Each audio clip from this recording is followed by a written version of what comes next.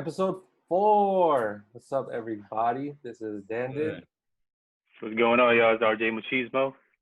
Today we got our second special guest. He is an MLB reporter for the Tampa Bay Rays. He's also our cousin, and we're proud of him.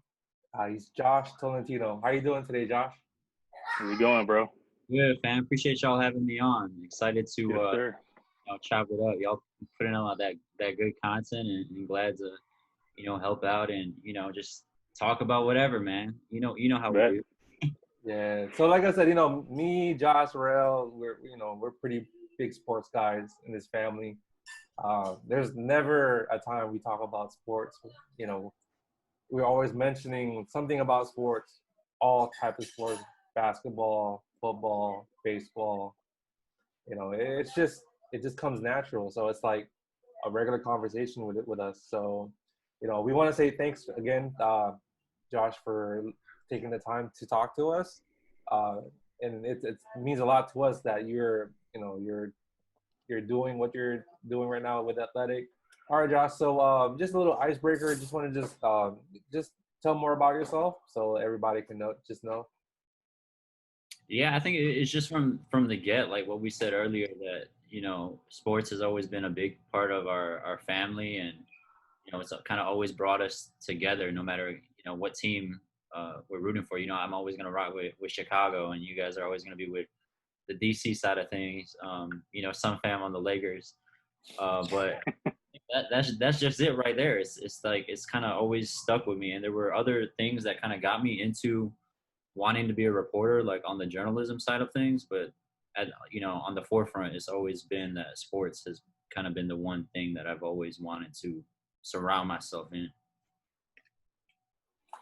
So you think it was like maybe like your early childhood, like like being surrounded with family members, like your parents, that made you inspired to get into the sports industry?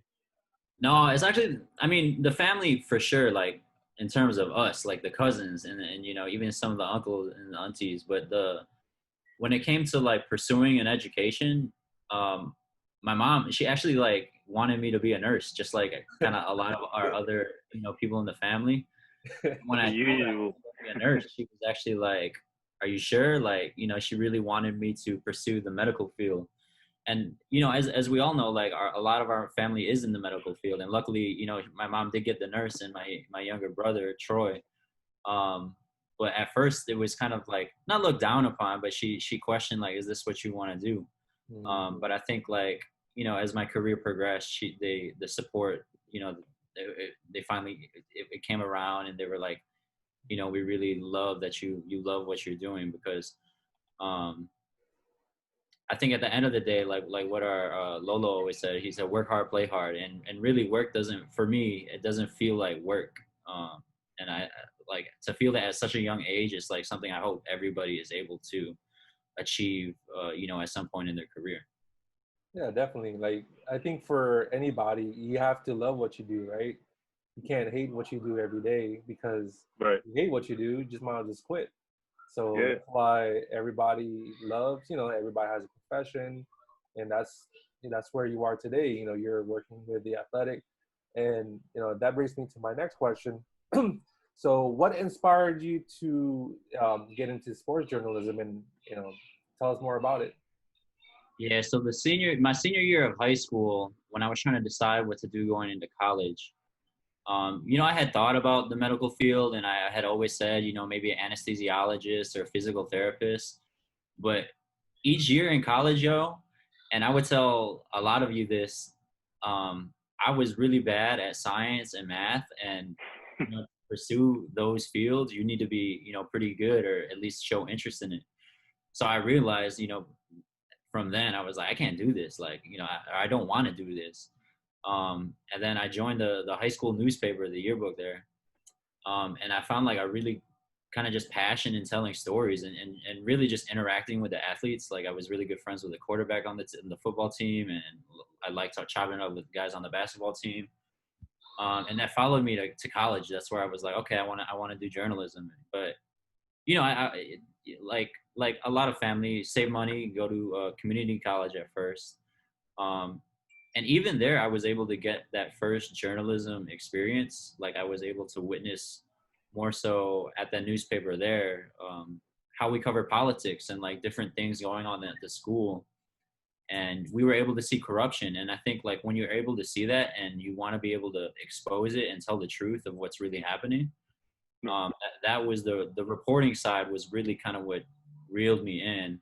And the sports kind of actually became secondary. Like sports has always been the number one thing, but it was like storytelling and then reporting that kind of became the number one thing. And then you pair that together, and then that's how it kind of all came together. And it took a while to really, make not make a difference, but kind of really kind of pursue of this is what I want to do.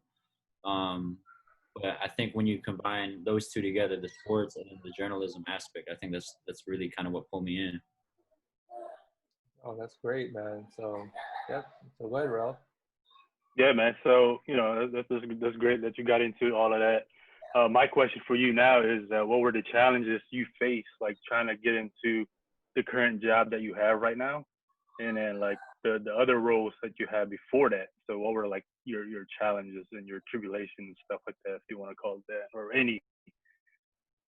Yeah, I think there's like several parts to that. I think the first part is that even now, like in today's in the industry today, like when I go to work and I go in the press box or of the stadium or whatever game I'm at, I look around me and it's a lot of people who look the same in terms of it's predominantly like dominated by white males. And Right. the industry is getting better. Like they're realizing, hey, we got to put females on TV and people of color. So I think that would have that from the get, like that, we're born like this. Like we've always, I've always, been brown skinned, been Filipino. So it's like from the get, it's not a challenge, but it's definitely something that you're aware of. And, Right.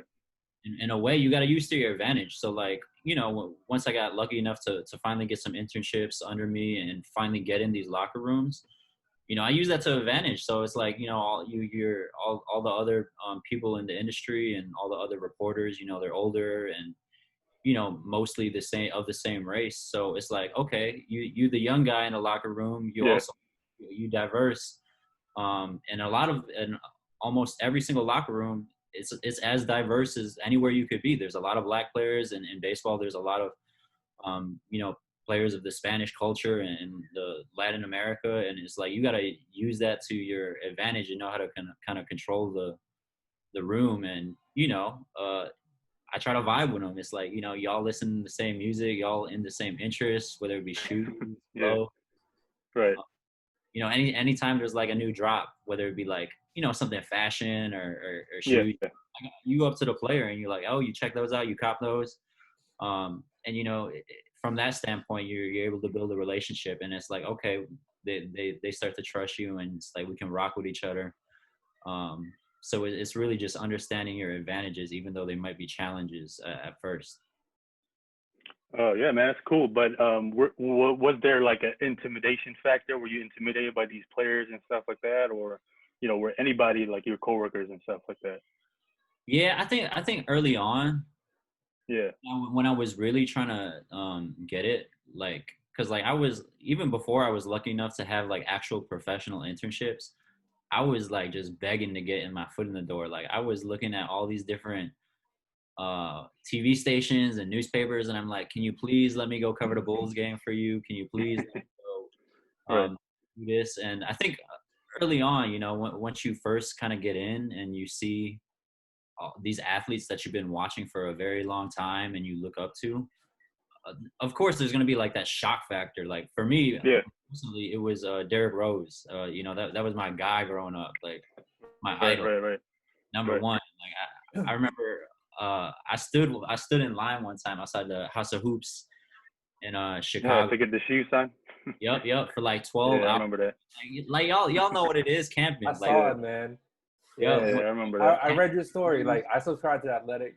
I read yep, your story. Like I think it was that article that you guys had an article. It's not an art. Yeah, it is an article about what was your favorite, I guess, sports moment, or encounter with an athlete, hmm and the way you put your experience into words is, it's great because it's not easy. Like, you let us have the opportunity to, be in your shoes.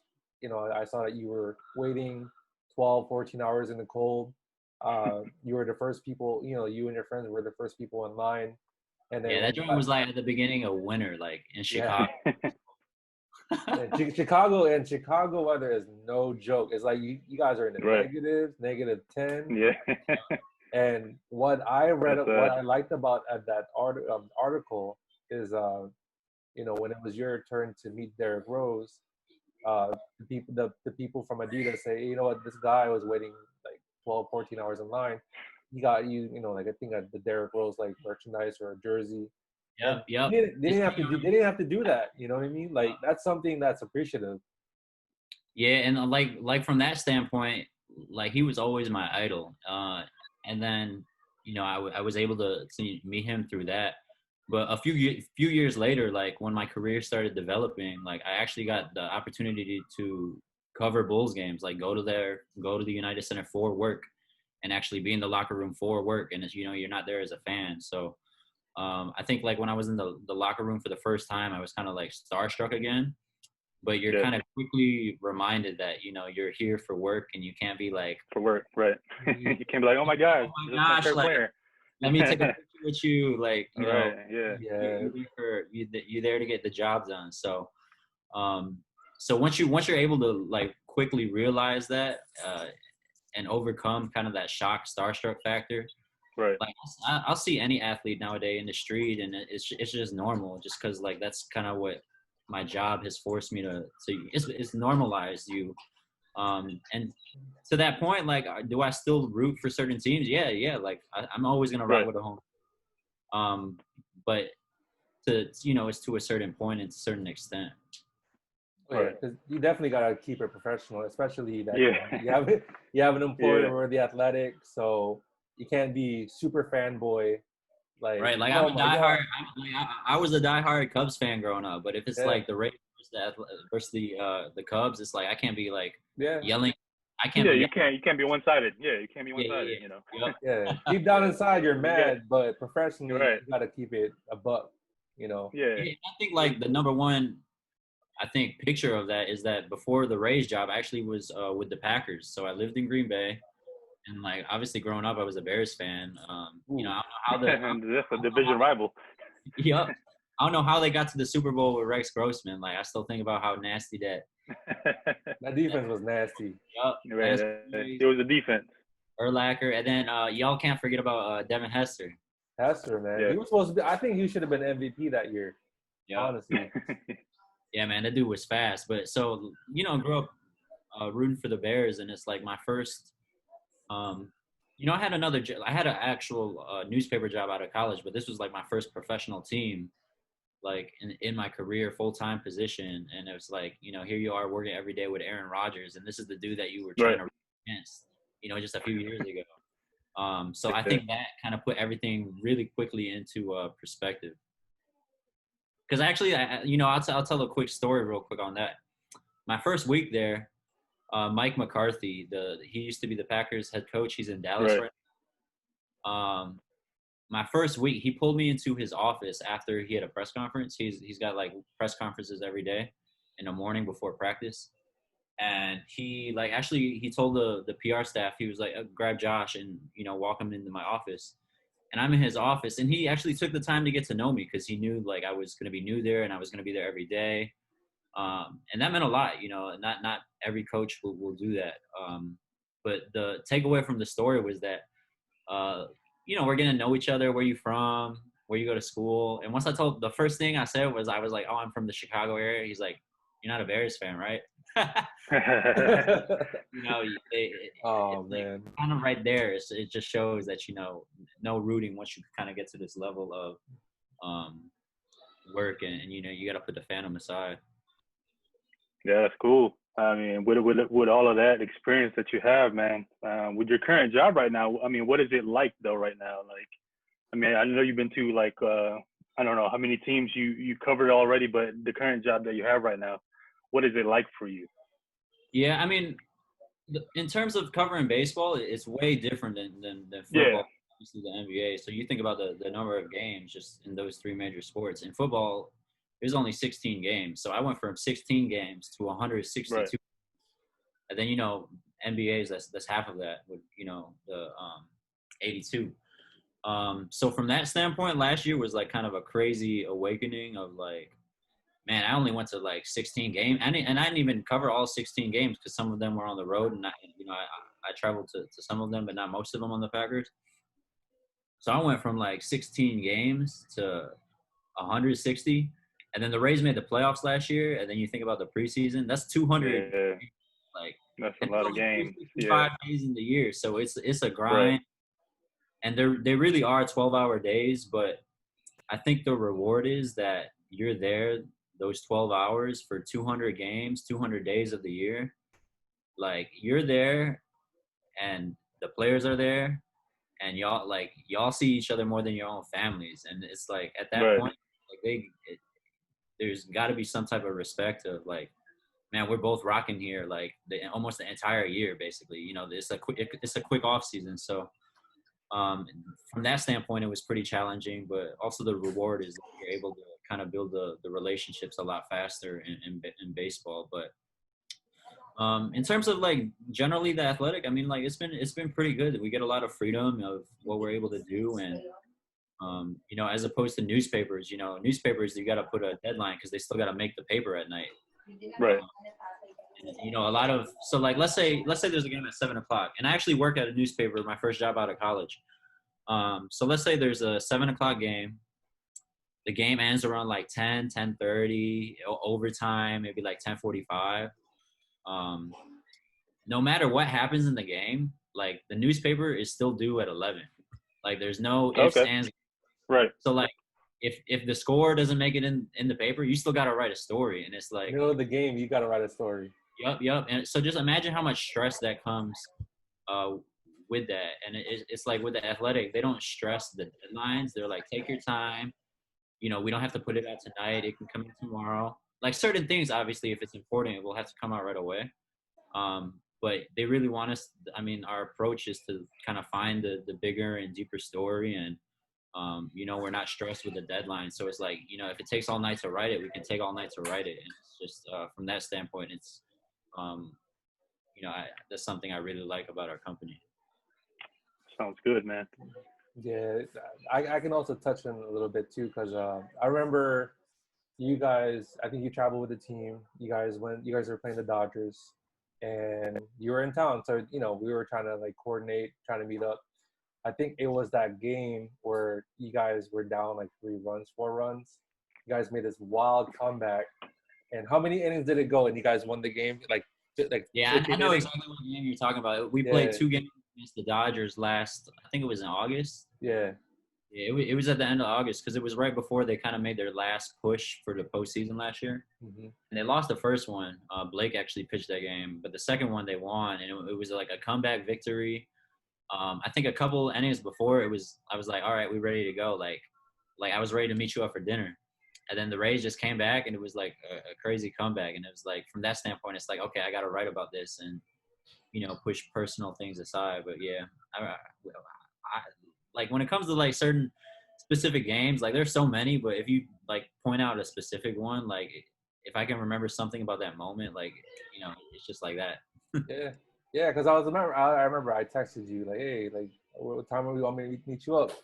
You were like, oh, this game's almost done. And then because I was watching the game too, like here at home, and then all of a sudden this game just tied up, went to extra innings, and I fell asleep. I fell asleep, and then he called me like, we're gonna be still gonna meet up, and then I was already like tired, so my bad on that one. Yeah, but Uh, that's kind of just a glimpse of like how our days are. It's like we get to the ballpark maybe the stadium 4 hours before the game. We're there with the players when they're stretching, and the very not the stretching and warm ups that fans see like 10 minutes before the game, but like Yeah. they're hours before, like, and they're doing all their treatment. So we're there that early, and we actually leave there later than them. So in that sense, we're there more time wise than them. So it's a lot of time and effort, but I think especially at my age right now, you know, I'm 26 going 27, like I'm able to do this right now. Like, and you know, I'm just trying to enjoy the entire process. Yeah, definitely enjoy that. I also wanted to touch a little bit of what's going on, you know, with the current state. I read something on social media, and maybe you can also Ralph can also want to touch into it too.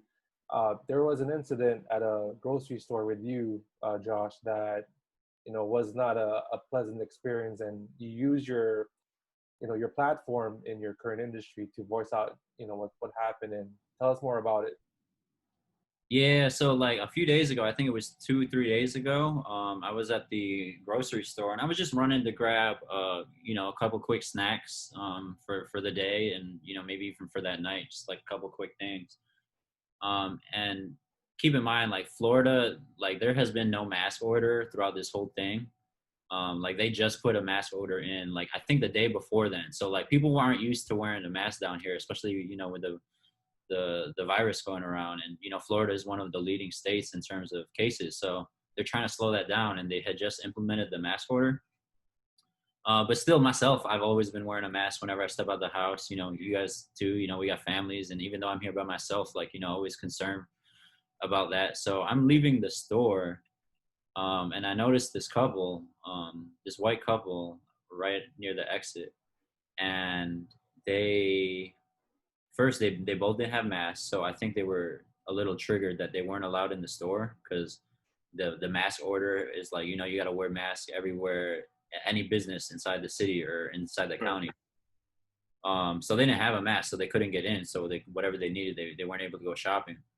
Um, and I think just conveniently for or coincidentally, whatever, you know, word you want to use, at that time I was passing by them, you know, in my mask, carrying my groceries.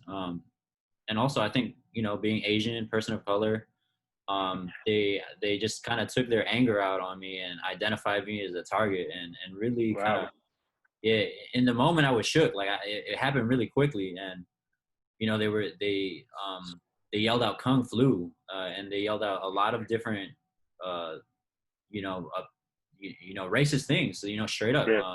not even hiding Yeah. around. They said go back to China with the virus, and they're like, look at this kung flu with the mask. That's kind of the one that really stuck out to me. And in the moment, like obviously that was making me heated, and I'm not really like, you know, the violent person you never really want to be, because when you encounter these types of situations, violence really doesn't solve anything, especially in today's climate with everything going on, the Right. racial, with everything going on. Uh, and you know, I started to yell back at the male, the husband, and luckily, like there was a group of a couple, you know, a couple black guys just down the way from me, and they kind of observed what was going on, and really quickly they came in, and they were like, they basically told the couple to back up, and they, you know, they sided with me. But in the moment, I was like, you know, that really hadn't happened to me myself in a long time. And I think all of us, like at an early age, we experience some type of racism, whether it be at school, Right. and you know, kids are like, the kids at school are like slanting their eyes, or you know, some form of racism early on in um your childhood, and you learn about it in school, obviously, but to experience it, and um you know, and you want to be careful with everything going on, but to experience it on a personal level, I think it just hits different. And you know, I kind of thought about what had happened that night, and I talked to different, mentors, and you know, very close friends, and they're like, well, are you gonna share it? Like, are you gonna, you know, share what happened? And I really kind of at first had not thought about it. Like I had thought about it, but I told myself I'm not gonna, like, throughout everything that's kind of happened recently, you know, I've shared Black Lives Matter, and I've you know, been vocal in supporting my friends who are being affected. But me personally, I never have put out like a statement, or any type of like showing my stance. Like me personally, like I'll share things, but me personally, like I won't actually write my own thing.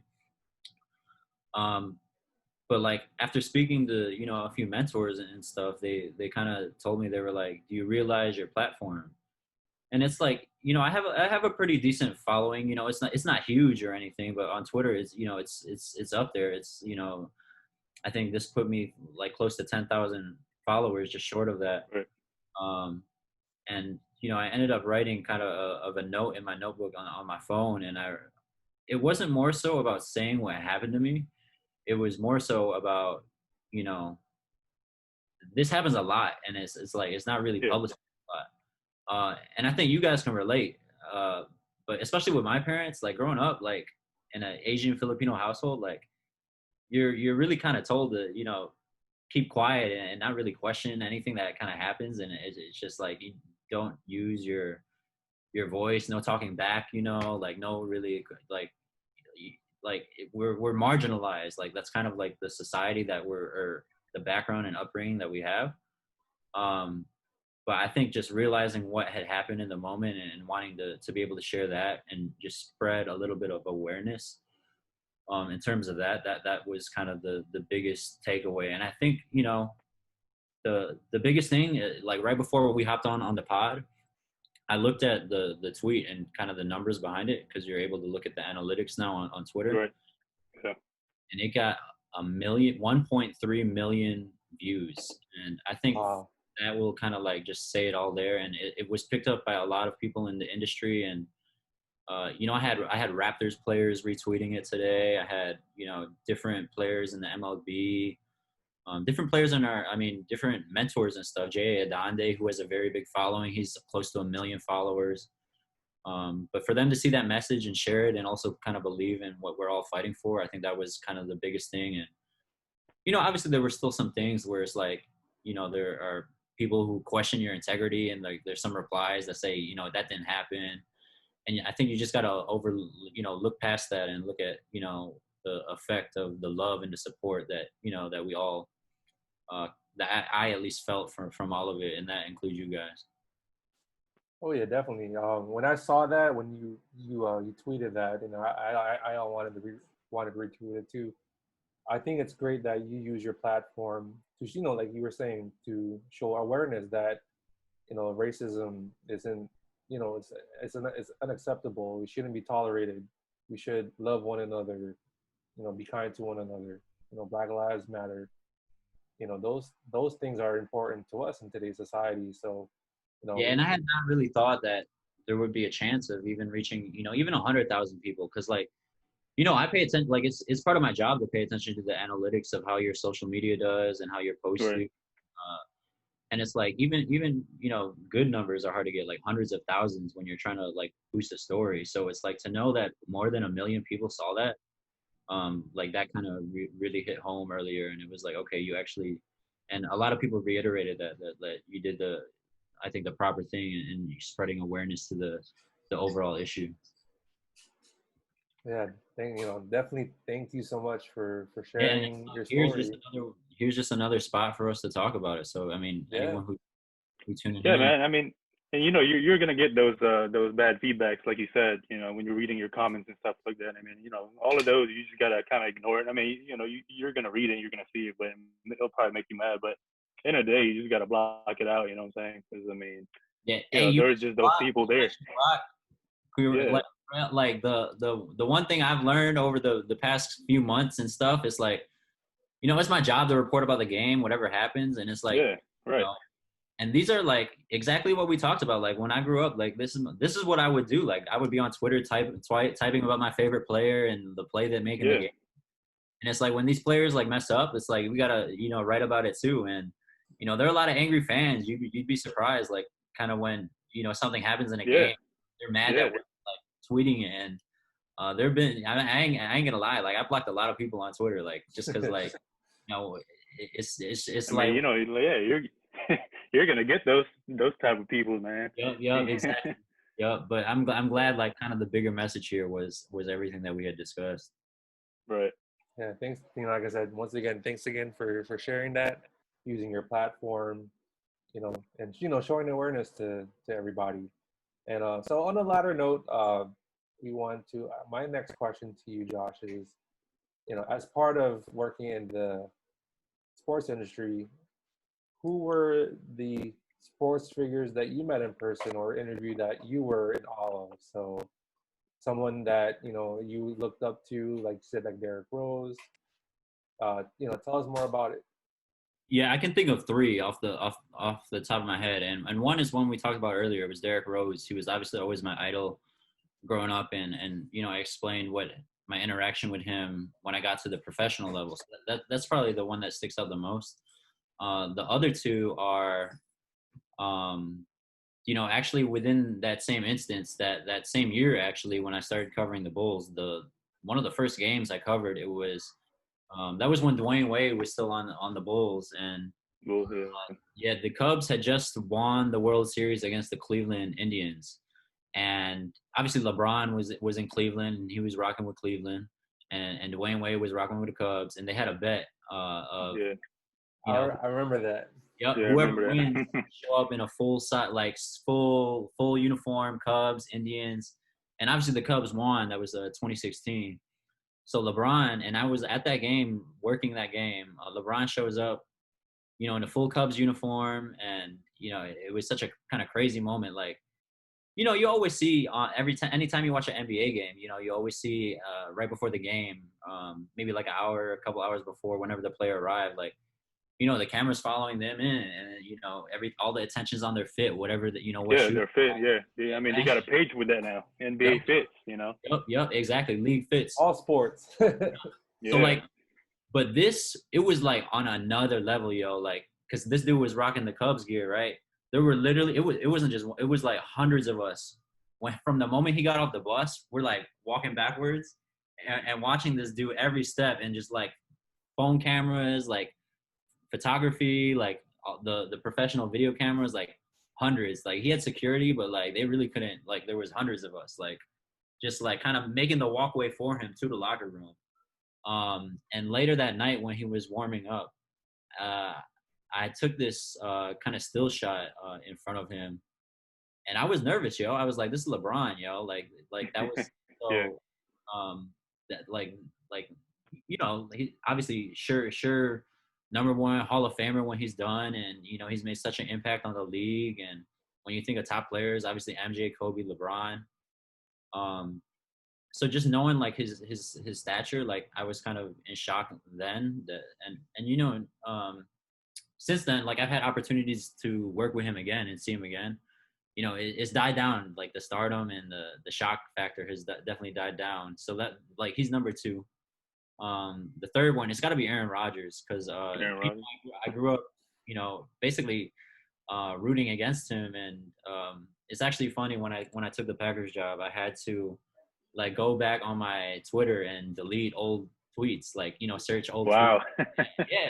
And, like, you'd be kind of surprised, like in high school, like, I was reckless, yo. Like, I was like, F this team, and like, go bear down and see red. Like, I had to delete all of those, because it's like, once you're working with a team, and like, let's say one fan like is really trying to dig and find something against you. Yeah, like, they're gonna dig. And you've seen like for example, Josh Hader, like, on the Brewers, and in his usage of the N-word, like, way back when, and just other athletes who have said stupid things way before, like Mitch Trubisky, for example. Like, he rooted for Aaron Rodgers, like, early on, and that was dug up. So it's like, to the same effect, like, that all these athletes have these old tweets of when they were younger. Like, I tried to really protect myself and go back. But there was a moment, and it was a come from behind win. It was actually against the Dolphins in 2018. The Packers were playing at Lambeau. And I was in the locker room, and like what I said earlier, like, we got no deadline. So I stay in the locker room until they kick me out. Like, I use a single minute, like, until like there's like, all right, it's time to go. So it was a night game. So like all the other media, they were on deadline. Like, they had to go back, they had to type their story. And here I am in the locker room by myself. There's literally no one in there. I'm waiting for them to like kick me out. And Aaron Rodgers walks in from his press conference and he picks up his backpack and he picks up his phone at his locker. And he yells out, "Hey, Josh." And I'm on my phone, like, scrolling through Twitter, maybe like 15 feet away from him. And I look up and I'm like, there's no one in the room. And I was like, I'm just hearing that. And then I like look back at my phone again, and I hear, "Hey, Josh," again. And Aaron Rodgers is waving me over to his locker. Whoa. Yeah. So, and like, obviously I had worked with him for several months at that point, but kind of just knowing who he is, also like kind of like LeBron, like he's also a future Hall of Famer, one of the best quarterbacks to ever play the game. Right. You feel that when you go up and talk to them, and it's like they're human beings too, and you have to normalize the situation because it's work. But this was the first time that we had ever talked one on one, just because like he's a very busy guy up there. Like anytime that he does interviews, it's always like a group interview. So like when he was calling me, "Hey Josh," I was like kind of nervous walking over to him, right? So I'm walking over maybe 10 steps, and I get to his locker, right? And we actually sit down at his locker. I sit down. I think the backup quarterback at the time was Deshaun Kaiser. I sit in his locker, and Aaron's right here on my left, and I'm sitting in Deshaun's locker.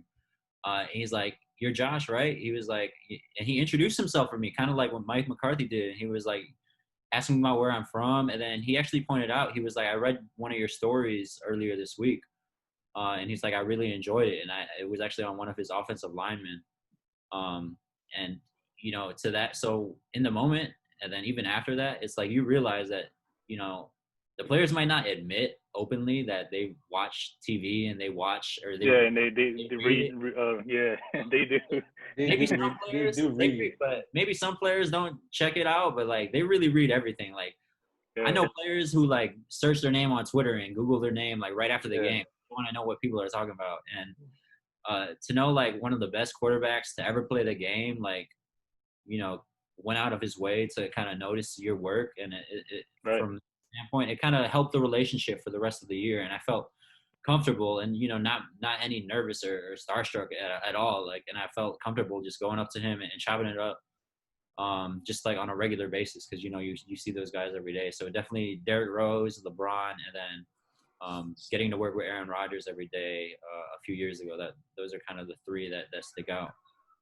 Man, that's great. Like I said, it's nice that you shared the story with Aaron Rodgers, because not many, we don't know him through a public, through the public eye. He's very private. He doesn't, he just does his thing. Try to win games. It's just unfortunate that Packers can't even provide him like the right, players for him. Give him the weapons that he needs. Got him Eddie Lacy. You know what I mean? Yeah, I saw some stat of like the first round picks that he's been able to play with, and the number was pretty staggering in terms of like how many that he's played with. And it's like if you think about that, and you think about like kind of the talent they bring in, and right now they're kind of just focused on speed at the wide ends, and it's like it's kind of crazy to think about all the accomplishments that he's done. They've only got one Super Bowl, but in terms of like the other statistics, he's like literally one of the best quarterbacks to ever play the game. So when you think about it from that standpoint, it's like kind of like with LeBron. I grew up like I grew up really rooting against LeBron, but it's like once you come up at a certain age and you learn about more and you respect the player, it's just from that standpoint, it's like you can hate on them all you want, but at the end of the day, you got to respect them for the greatness. Same here. I didn't like LeBron. Like what he did to my Wizards the past 3-4 seasons. The Bulls. The only reason I swear that they never made the finals was because LeBron James. Like that Derrick Rose team with Luol Deng, Joakim Noah. Well, even with that, I mean, like you said, even with the Cavs, mostly with the Heat, they couldn't get passed by that Heat team, man. I was at that Eastern Conference Final, Game 1 against the Heat. What happened that game? Taj, y'all remember Taj Gibson? Taj Gibson, yeah. Dunked on D-Wade. Yup. He posterized them, and like that was actually the only game they won. It was like after that game, I was like, man, we got a shot, and it's just like, nah, LeBron's like, nah, like I'm hey. No, I mean he was just too tough to tame, man, at that time. Yeah. And we, as Chicago fans, like with me and Rael, like we wanted that so bad because like LeBron. Remember, LeBron had the decision, and this was before super teams were a thing. Mm-hmm. Yeah. And I'll never like I talk about this all the time with my friends back home. Like you'll never forget where you were when he made the decision. Like I was actually at Flags, and like I was in a line for the roller coaster, right? And like all of a sudden, everyone's yelling like, "Oh, he's going to the Heat!" Like, and then because like obviously we're all from Chicago up there, and then like it's kind of like that girl that you almost got, but she went somewhere like you should like it was Right. like it was like heartbreaking for real, like as a diehard sports fan. So like Yeah. we wanted to be him all those years that he was there, but he was just too tough to overcome, and from that you just gotta respect the dude. Yeah, I mean that's just part of like being like a sports fan, you know. Like that old saying is that you always put your heart on your sleeve, like you live and die with your team. You know, it's people think we're like over dramatic when our team loses, our favorite player gets hurt, something bad happens, because we take it to heart because like we feel like we're part of the team, you know. Yeah. Yep. People, I Yeah, mean, it like I is. said, it's hard to understand. It's hard to put into words. Yeah, and it really is. And getting all these different experiences, you see the fan bases and how much they care. It's like, I remember those days when I was like waiting, camping out to meet Derrick Rose. And not just that, but, one big thing that I always liked as a kid, or at least when I was in high school and middle school, was waiting outside for autographs, like, waiting out for the player to drive out and like, please Right. open your window, yo, like, and sign my basketball. And it's like when I go home and leave work, and it's like I see these kids, and even like older like guys, like well into like their Yeah. 60s, 70s, who are still chasing autographs. It's like you understand kind of where that passion came from. So it's like um, from that standpoint, it kind of feels like a 360 moment for me. It's like Right. you're as a professional, like you see yourself. I was that kid trying to wait for an autograph, and sometimes you get And an it's autograph. accessible to you now. It's like it's not that hard for you to get now. You know what I'm saying? It's just you can speak to anybody in that team that you cover, right? So Yeah, exactly. But from that standpoint, it's also like what you kind of learn early on, like ethically, like if you develop the relationship like later yeah, on in the career, yeah, for sure. But like I can't like walk up to a new player like first thing, oh, can I get an autograph just because I'm able to be next to him? It's like uh it's a lot of ethics and stuff that goes Oh, of into it, course. which is kind of what takes the fandom away, like what we talked about earlier. But right.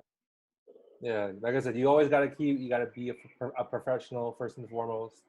Fanboy, deep down inside, you're a Packers fan. You're covering I mean, you're not a Packers fan. You're a Bears fan covering the Packers.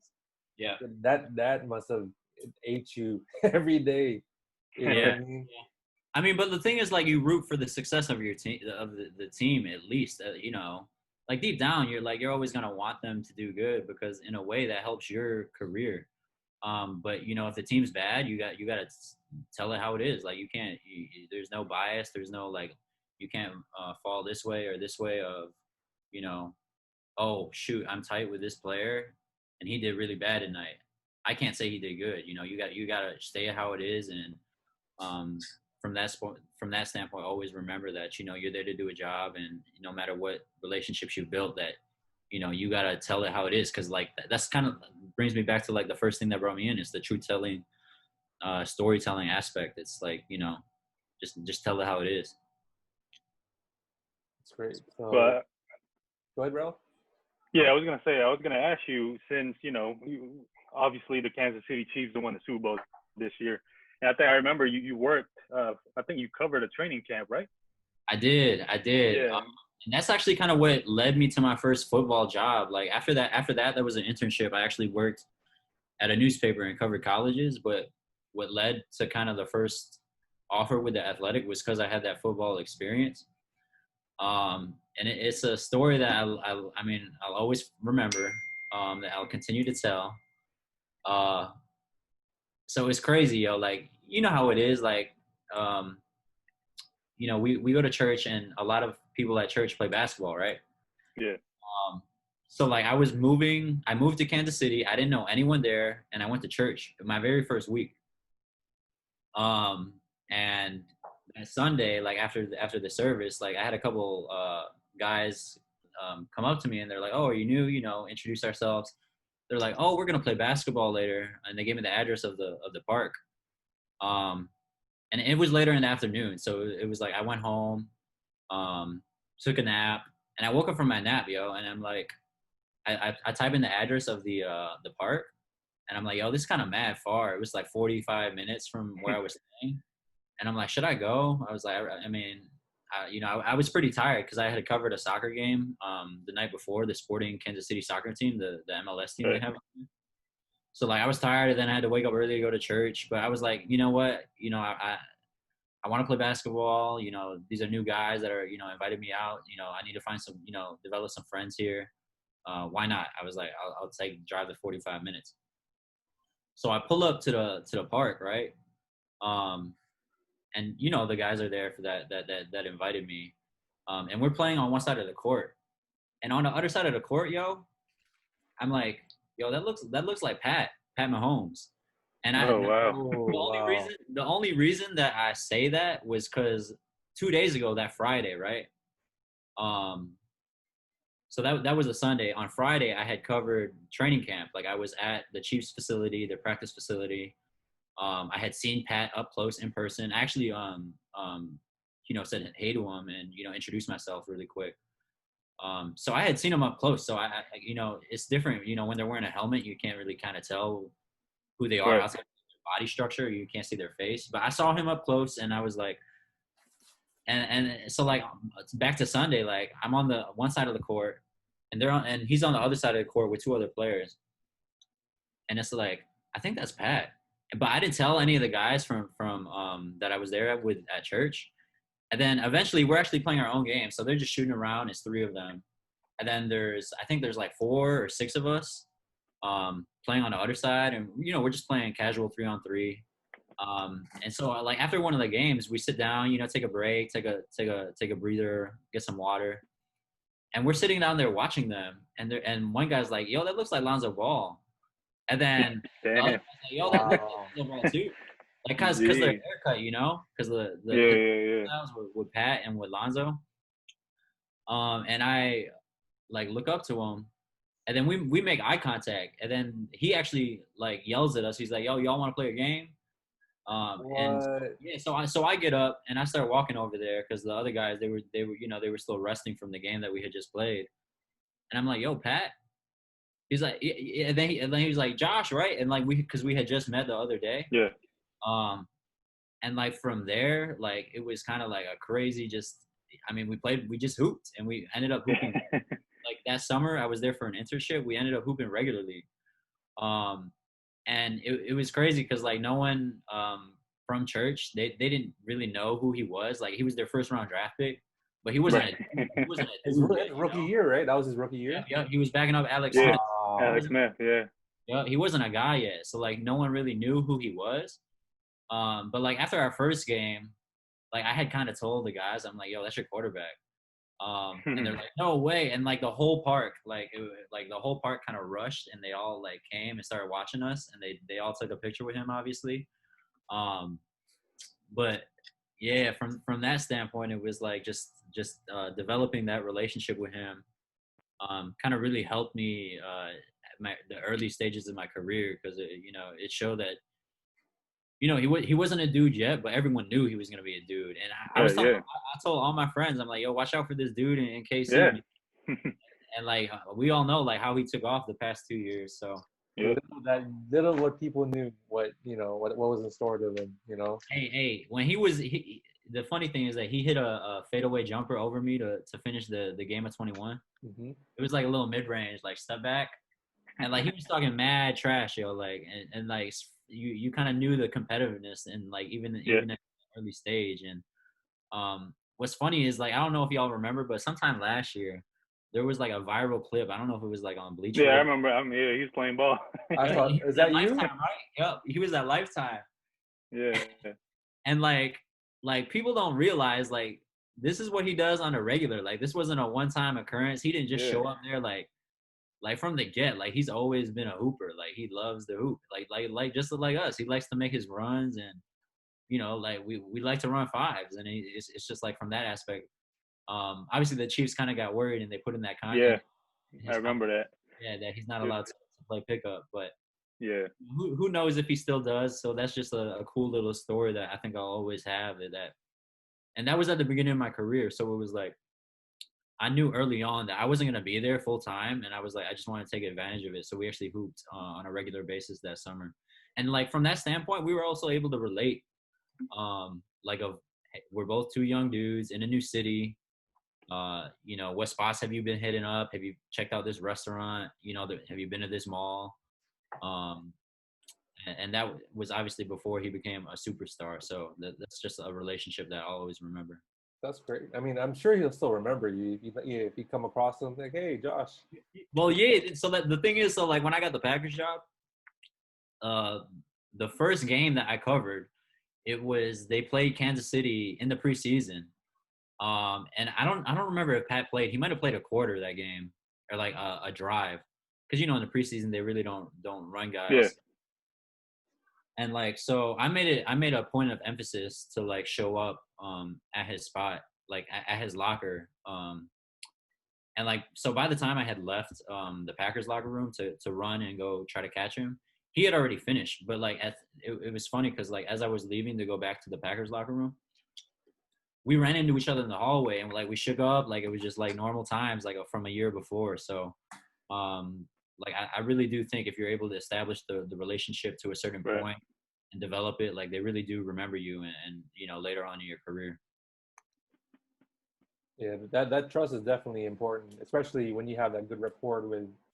Now he's a superstar player. You know, he's well recognized. He's on the cover of Madden, Super Bowl champion. Right. You know what I mean? Yeah. Like everything just fall, and then, you know, down the road you see him. You know, hey, how's it? You know, Josh. You know, it's just you guys just like it's like nothing happened. You know, like you guys saw each other like yesterday. Yeah. Like who knows if I'm able to get back in the NFL or if they let me help out, like if you know if the Bucks end up having to play the Chiefs. But yeah, I think like from that standpoint, like those relationships like really do matter because like there's even guys on the Packers that I'll text like every now and then, like, or you know, we follow each other on Instagram and I'll keep up with them and, you know, something on their story. It's just, you know, maintaining that and remembering that, hey, you know, we always rocking with each other, even though that, you know, we're at different points in our career. Yeah, definitely. Like I said, keeping that open relationship, networking, that's always that will always continue to help you out like throughout your career. So, so we're going to switch to a sport that you're covering now, which is baseball, MLB. So tell us more about the current state of baseball dealing with the COVID situation, the pandemic, and now that they're opening with a shortened season with 60 games. So tell us more how, you know, the Rays are handling it and from a baseball standpoint. Yeah, I mean, obviously, so like it's going to be such a shorter season this year, and there's going to be a few like several different rules. Obviously, there's going to be no fans at the beginning. You know, that might change as the season develops, but it's only going to be a 60-game season. And when you think about baseball, we talked about like how many games there are earlier. Right. You talking about you going from 162, and anything can happen in 162. Like you can have 2 bad weeks. Like I mean, for example, like look at the Nationals last year. Like if it was a 60-game season, the Nats wouldn't have made the postseason. They wouldn't have made the playoffs. That's crazy. I was reading that on Bleacher Report. They were saying like evaluating the 60-game season from the prior year. The number one was Nationals would not have won the World Series. They would not have been in the postseason. Exactly. So it's a marathon, and so like depending on the team and how they're built, you know, like some teams are built like to sustain like the long grind of the season, whereas some teams like their depth, they're able to like kind of attack and just piece together like over these 60 games. And you know, localizing it with the Rays, like the Rays, you know, they obviously made the ALDS last year. They won the AL wild card against Oakland, and took one of the best teams in like baseball history. And I know the Astros ended up losing to the Nats in the World Series, but that was one of the best teams ever, like in baseball history, that Astros team from last year. Obviously, you know, like since then, there's been a lot of things that have come out about the Astros organization and in terms of them sign stealing, and you know, you think about legit and you know what has actually been talent. But you know, at that point, like no one knew about their sign stealing, or it wasn't like public knowledge. And you know, they were one of the best teams ever. Like you know, 72-10 Bulls, like you know, the Warriors, like 73-9. Yeah, exactly. No ring, Yeah, so like for anyone who like you know isn't aware like of baseball, like they were the team last year. Like they were like the best teams ever. And so like the Rays, they were able to take them to the brink. Like they forced like the elimination, like do or die, game 5 in ALDS, and they fell short. But when you look at what they're bringing in this year, the Rays, they got a deep team. Like their pitching is really good. Their position players are really good, and not just that. Baseball's got so many technicalities with the roster. Because there's so many players, and this year there's a 30-man roster to begin with, and there's like a big taxi squad and secondary pool of players. Like basically, teams are going to have 60 players, but you can only have 30 at the beginning to actually play in the game. But you think about the extra 30 and how how many teams there are in the league. A lot more teams. There's going to be a lot of teams who are suited better because like their number 30 to 60 player, like their youth and their minor leagues are way better than other teams. And the Rays, they actually have the number 1 farm system in baseball. So. Oh, really? Yep. From that standpoint, like they're really deep. And they've another thing that I really noticed about them is that when you come up in the system, like when you get drafted, right, and you've been playing a position your whole life, like through high school, through college, when you get to the Rays, they're like, okay, we see you, but we're going to make you play this too. And we're going to make you play this too. So, like, if you a shortstop, guess what? When you join the Rays, you're going to be a third baseman, a second baseman, and maybe even center field. Like, they really test and, like, they really like that flexibility. And, like, So they want you to be a utility player. Yep, exactly. Yeah. Yeah, when you look at the Rays roster, almost every single person on there, outside of, like, a couple guys, are utility players. Like, you could literally put them, like literally anywhere in the lineup, and like they're one of the deepest teams. So you think about the youth that they have, and I really do think that they're poised to have a pretty good season under the 60 game condensed circumstances. I mean, yeah, that team was actually like that team that you covered last year was pretty fun. You guys gritted it out. A lot of people were doubting you in the wild card game. The A's, the Oakland Athletics were the heavy favorite team, and then you guys came out of nowhere, and then you even put, the Astros to the brink. And I also want to share something with you that I appreciated, as a family member. When I saw you, interviewing the Rays after that postseason wild card game, I saw you, celebrate with them, and that really meant a lot to me. That hey, Josh made it. He really made it, and he's appreciative of all of the athletes and players that he's been covering all season. So tell if you want to just share a little bit about that. Yeah. I actually have luckily that image was able to be captured, and there's photos of like me being in the clubhouse in my rain jacket because you're getting soaked with the beer and the champagne, of them pouring it on me. Yeah. And in the moment it's very fun to be part of, and but you got to remember, you're there to do your job. You're not there to celebrate. You're there to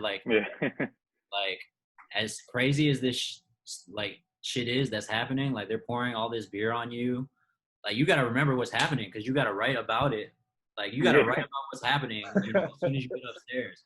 So it's all this is happening, and it's just such a rush of adrenaline. And again, you don't want to be perceived as you're celebrating with them because you're there to do a job. But at the same time, you've been grinding with them all year, and like what I said, all those 12-hour days for 200 games, you've been with them the whole time. You've seen the hard work that they put in, and that this is your job to be able to paint the picture of what got them this far, and how happy they are in the moment. So when I try to describe it, it was crazy because it's you're getting poured beer endlessly, they got unlimited supply, yo. Yeah. They just be dumping that thing and then give me another one. It's not even another one. They're give me 4, Yeah. And you saw the Nats, they partied a lot, because they were. How many times, Rel? 3 times? Yep, Yeah. exactly. LDS. Yep. Yeah. Yes. World and then when you clinch the postseason too, so even in the regular season. Yeah. Yep. So you think about how many times these guys do that, they become pros at and in the minors too, in the minors, that's a known thing too. When you clinch all these different things, they celebrate too in the minors. Maybe not as crazy, but they're so when they get to this point of their career at the big leagues, they're prepared to go all out crazy. So like, Yeah, that's big. Yeah, that's big for them. Yeah. yep. Yeah. So I mean, I was obviously part of that, but I think the bigger kind of takeaway is that all this is happening, but it's like, man, I got to remember what's actually happening. Mental notes of like remembering, oh, this player was hugging this player, and this player was like in tears, and and then remembering to be able to type that out pretty quickly, like while at the same time, I get back upstairs in my laptop, and it's like, these players, they're able to shower and like be fresh like after they do that, bro. Like we reeked, like we smell like beer, and we're upstairs, and like our clothes are all like, You guys were like yeah, drenched. exactly. And it's like I brought a jacket, but it's like still like it was still like head to toe, like you're drenched. And it's like, man, but you can't worry about that because you got a job to do and you got to type the story of what just happened. So from that standpoint, I think it was like a really big kind of growth and great experience, just being able to be part of that. That's cool, man. So with that being said, with all this postseason and season talk, it looks like right now the odds to win the World Series right now is obviously the Los Angeles Dodgers, and number 2 is the New York Yankees, right? See with the Tampa Bay Rays is even on like top of the Nationals winning it all. It's crazy, like the Nationals aren't even like the top right now to win it again. But who is like pretty much your early predictions for the World Series right now? Even though it's like a 60-game season, what to expect for the season, and like I said, what's like your early predictions at the moment? I really think those two powerhouses right there in the NL and the AL with the Dodgers and the Yankees. Because it's like, I interact with these players pretty frequently, some of them almost every day. And it's like, we talk about a lot of stuff. And when I say players, like, I'm talking about players on the Rays. And, we're always talking about who's the hardest team and, like, who's, like, we're paying attention to what's going on and who goes where. And obviously Mookie Betts going to LA. Yeah. And, like, all these players almost, like, 100% agree, like, the Dodgers and the Yankees from top to bottom, like, they're definitely, like, the toughest teams to face. Like, it's like obviously in baseball there's 9. It's the lineup is made of nine players, and you got to face 9 hitters, and you do it all over again. You run it back from the top. And for some teams it's like once you get to 7, 8, 9, it's like, okay, these are guys that are struggling, or these guys aren't hitting well. But like when you're playing the Yankees and the Dodgers, like 7, 8, 9 could be someone else's 1, 2, 3. Yeah, so, like they all could hit. Yep, exactly. So like, I mean, from that standpoint, or from when you think about it like that, like they're super deep. So I definitely would go those two. But like, you think about a team like the A's or the Rays, like and they've got depth and they've got the minors. So and really the utility players, like they know how to use their roster. So I think those teams can be perceived as underdogs too. So that's good. Go ahead, Dan. No. So I also want to get your feedback. Of course, like me, Rael, we're Nats fans. You, from the outside looking, what was your opinion of their run, their improbable run, going 19-31 in May? Beating the best team in MLB, 2 of them. So, how, like, I just want to just know what your thoughts with that. Yeah, I mean, I think from that standpoint, like you look at, they were 19-31, and it's like, this team's, and pretty early on in baseball, like when when a team is like struggling, like it's a marathon, but it's like when a team's struggling from the get, it's really kind of hard to get back and get back on your groove. Because with baseball, it's like the way the schedule goes, it's like they're long trips. Like when we go on the road, like I pack for 3 cities. Like these players are leaving their families for 3 cities. And it's like, if you go on a struggle where it's like where you lose a majority of those games and you come back, it's so hard to recuperate. So, and like, rebuttal and really just get it all back together. So when you think about it like that, I mean, the Nats, what they did it's just so impressive. And I know you were at the game in LA. Oh my God, that game was crazy. Yeah, and it's just like that shouldn't happen. Like LA, but like with sports, like as we all know, like anything can happen, and it's like you see that did happen against with 2 of the best teams, with the Dodgers and the Astros. What's crazy? When I was in Game 5, people, of course, the Dodgers were so confident they were winning 3-1. I saw, because like I was standing up with all my with all my friends. I saw all these people. They were already buying tickets for the next game. They were buying. Oh yeah, can't wait to play the Cardinals. You know what I mean? People already putting their down payment for their season tickets for 2021. All I heard, yeah, good game, good game, good game. And then a funny story, when they tied the game, I had to use the bathroom. I was like a long line in the men's stall, and then all of a sudden I hear like people cursing. They were like, "Damn, damn!" I'm like, "What the hell's going on?" I hear nobody. Like, everybody's like pissed. Like, they're literally upset, like leaving the bathroom. I know what happens next. When I came back, it was a tie game. It was 3-3. And they're like, "Oh, what's going on?" And then I was like, "Yo, like when you left the bathroom, like they tied the game. Like Rendon like hit a home run, and then Soto hit a home run back to back." And like, "Oh yeah, yeah, yeah," like so excited. And then when they scored the 2 runs, they're like, "Yeah, go back to the bathroom," like go back because like you're like that should be like your good luck. And like when Howie hit that grand slam, it was just you could hear like a pin drop in that stadium. All those people in Dodger blue and Sylvester, field, there was Now, so. I know what they could hear. They could hear you screaming. The only people they were hearing were the Nats fan. All people were in red. I had it on video. I'll never forget it. Um, it was just like a surreal feeling. I always tell people that was my World Series because I never got the chance to like see them like at home or went to Houston. But that was my World Series, like seeing them win it all, and then at the end when they got that final out, we went down to the to the field, and they saw us. Like Davey Martinez was pointing to us, like, "Hey, thanks, you guys were the reason like we won," and that just snowballed. Like everything just fell in the right place. Imagine that team, like they were always the team that never got through. They were 0-5, since inception. That that at the Cardinals game where they had that need a 1 out, and then Bryce Harper striking out against the Cubs.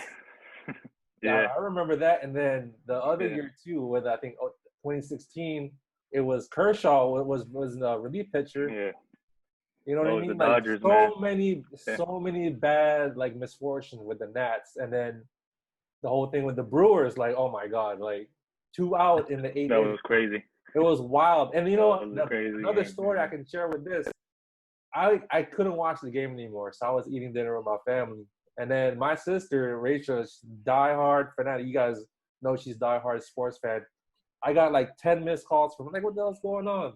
And she said, like, Kuya, like, they got the lead. What the hell? Like, it's crazy. And then, I bought my ticket game 1, and then, the rest was history. So those type of things, like, it's just surreal. Like, I'm sure, like, Rail, like, you were there in that area. What was that like for you? Yeah. Yeah, it was crazy, man. I mean, when I saw that game, I was just like, whoa, man. For me, to be honest with to be honest with you, man, I thought that was going to be a start of something already. I mean, I was that confident. I was like, yeah, we're going to go. I mean, I know we're probably going to see the Dodgers, but, I was like, I know this is going to be a start of something great. So. And then when you think about how they won, like how every team, how like the Astros and the Nats, like how they all the games are on a road, like the victories, like yeah, that's just crazy. That's never happened. No World Series team was head champion that didn't win a home game. Yeah, it's crazy. Yep, and then it's like just being around y'all, like how we referenced earlier. Like I was with you guys for that Bulls Wizards, and I think that was 05. Like for the World Series, I was actually with you guys because we had another cousin had a wedding with Oh, you were there, weren't you? Yeah. Ali and Askew with Jonathan. Yeah. It's like being around y'all and watching, you guys, like, this is everything to y'all, and it's like, it's like that's kind of where everything was rooted from. Yeah, and it's also a part of you too. You know what I mean? That could be like your secondary team, even though it's not Chicago. That lies deep within our family because we're all majority like DMV sports, like DC sports. So yeah, I think that meant a lot to me. That's more It's more special than the Caps like winning, in my opinion. What about you, Ray? Wow, that's big, man. What about you? That's big. I mean, I don't know, man. It's hard because I mean, I think for me it's the Caps, to be honest with you, because I mean that was my wedding year, and the Caps, they I think they had so much more. I don't want to say more misfortunes, but I think they had so much more like More yeah. I mean, expectations, man. yeah, because they had so much failures like going into like every playoff, like always a top seed, and sometimes we would just lose in Game 7. So I think for me it's the Caps, to be honest with you, man. Yeah. Yeah. So yeah. So going back to the MLB, Josh, I was gonna say, with the 60-game season, who are the players that you think? For me too, I play fantasy baseball, so I wanted to know who are the players to watch for the league or even with the Tampa Bay Rays. Can you give us that? Yeah, I think so. It's gonna be crazy, y'all, because like obviously this year is always gonna kind of have an asterisk next to it, but it's Yeah. still like you're still competing, and there's still gonna be a World Series. Pending like if the how the pandemic and the second wave affects everything, and like which players get it, and how they're able to handle it from that standpoint. Because if a lot of them do get it, like even Adam Silver said today, he was like, if there's a large amount of players, like we might have to stop the season again. But if they're able to get it all the games in and the whole postseason in, like there are just so many ways to look at it. Because like when you think about a baseball season, it takes about like maybe a month and a half, 2 months for like pitchers to really kind of get like to their top form. Like from the hitters always will have an advantage just because like it's way easier for the hitter to get their timing right than it is for a pitcher to really build their arm up. Right. And you think about the stoppage that they're having right now, and with basketball it's different because they had there's a big part of their season, and then they had this long break, and then they're about to resume playing. With baseball, they hadn't even started yet. So baseball, they had their off season, they had a little bit of training, but they weren't built back up yet, and then they had this big stoppage again. So from that standpoint, they got to restart all over again. Right. And they're going to be different players who take a lot longer to get built back up. And like you think about it, it's like they might not be built back up until like maybe halfway through the season, because the season's going to go by so quick. Like it really takes so quick, yeah, at least a month, like for some pitchers to really truly feel at their best, the prime of that year. So I think we're gonna see a lot of hitters and a lot of inflated stats. Like if someone might hit like consistently above 350 or even 400, like yeah, surprise if we see that this year. So I really kind of think that the hitting aspect, and then from that standpoint, you just think about the good hitters in the league, the Cody Bellingers, the Aaron Judge, I'd even throw Mookie Betts up there. Mookie Betts, Juan Soto. Obviously, everyone's come around to learn his name. But one player I'm really interested in is Shohei Ohtani, just because Angels. another utility player. Yeah. A lot of interest with him with being the two-way guy, and then also you root for the Asians, the Japanese guy, so it's like you want to see that. So and he's coming off surgery, so like seeing how that affects him. But I've seen videos of him, and they've been putting it out, and he looks good, yo. Like I mean, his swing looks good, and obviously he's pitching, so. I guess those are kind of a few guys that I'm watching out for. That's great, man. So we appreciate your time, Josh. So we want to just ask like one last question to you. So we want to have you ask us a question. Have me ask y'all a question? Yeah. Man, I think. Well, we kind of talked about your World Series moments. I think that was actually one of my questions. Is like, what was your favorite sports moment? I think.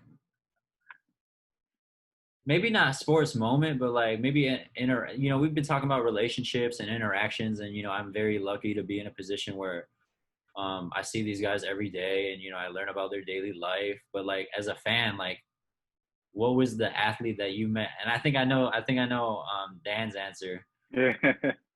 But like what's kind of like the quick story of like the time you met like the athlete that you've always been wanting to meet, or like I guess you could say your idol. Yeah. So So mine just happened recently, back in January. It was actually, if you know me, first 3 podcasts, my idol, my favorite player is Gilbert Arenas. So first, I've always, I rock with him since he was with Arizona, played with the Wizards. I rock with him, with the gun incident, even when he left. And, especially when Kobe died and he decided that he wanted to be a coach like him because Kobe wanted him to do the same thing too. Use his knowledge to kids and teach them to be good, basketball players. There was, I followed him on Instagram and he posted this ad saying that, hey, I want to be, in this place, at this time, it's going to be free. Like, make sure you have Zero. So, I had my son Mateo, dress up in his, Gilbert Arenas gear. And then I brought like all my jerseys and like in a book bag. And then when I saw him, I was like, wow, like it's crazy. Like he knew. He was like, I don't, like, where'd you get that? That's the first he said, like, where'd you get that jersey? I said, I bought it. Like, you know what I mean? Like, just talking to him, like, I was like straight fanboy. The Hibachis, right? Hibachis, yeah. So I was like, Yeah. I talked to him, I say, hey, Gil, can you sign my jerseys? He's like, yeah. I brought, honestly, I brought 12 jerseys. He was like, sign all of them. Damn. And he was like, damn, like, can't believe, like, you got this jersey. And, like, it was so cool, like, just interacting with him. And, he even, like, said, oh, I see your son, like, dressed up and stuff. And, it was also cool that the local news was on there. And then my son was able to get on the local, like, news for like 3 minutes. That meant a lot to me. So I guess just saying, like, all I said was, hey, just thanks for the memories, because, I've always been a fan since day one, and I appreciate everything you did. And, I kept it pretty, like, simple. He knew, like, I was a fan, because, like, nobody cared about me. Yeah. So how about you, Raul? What's yours?